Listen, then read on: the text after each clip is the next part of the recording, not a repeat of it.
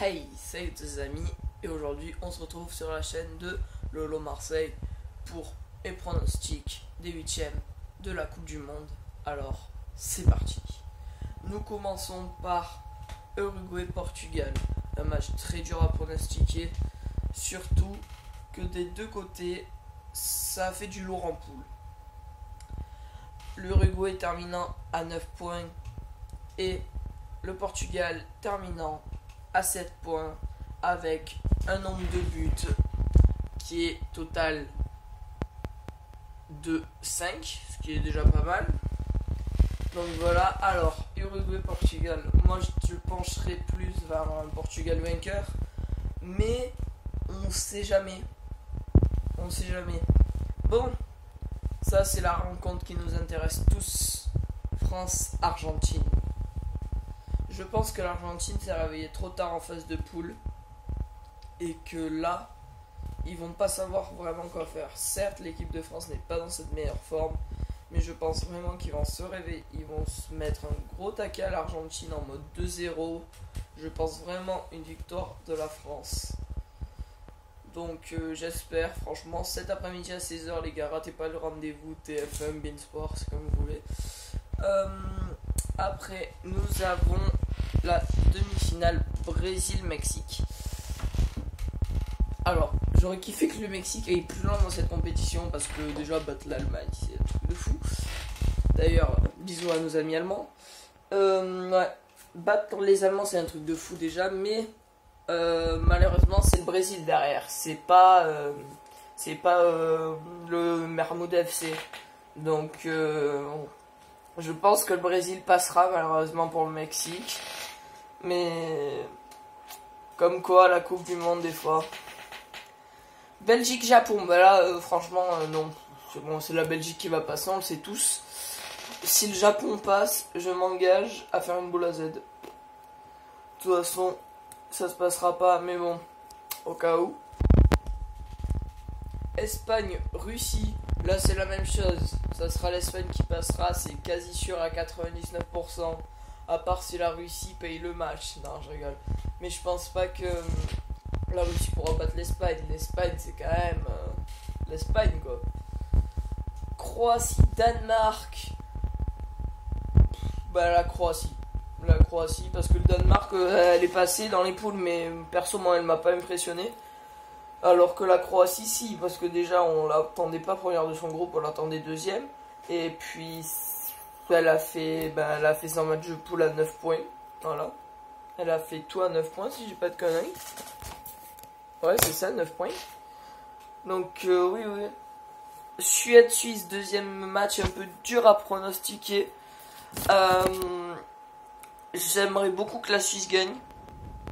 Après, la Suède, quand tu vois qu'ils ont réussi à battre le Mexique qui était première du groupe, puis même, moi j'ai trouvé que le Mexique était chaud, donc battre le Mexique, je ne sais pas, la Suède-Suisse, j'aimerais beaucoup que la Suisse passe, donc je vais dire la Suisse. Et pour finir, Colombie-Angleterre. Colombie-Angleterre, comment dire je trouve que dans tous les matchs avec l'Uruguay et Portugal, c'est le match le plus intéressant. Parce que la Colombie, c'est chaud. Et l'Angleterre aussi. C'est vraiment deux équipes que je pense que le match, ça va charcler dans tous les sens. Je pense qu'il n'y aura pas moins de 2 buts dans ce match. Je vois pas du tout un match serré. Mais je vois un match avec beaucoup de buts et beaucoup de spectacles. Donc j'espère que ces huitièmes, vous allez kiffer. Petite précision pour ceux qui ne le savaient pas, tous les huitièmes sont retransmis sur TF1 en clair et gratuit pour ceux qui kiffent. Donc de samedi,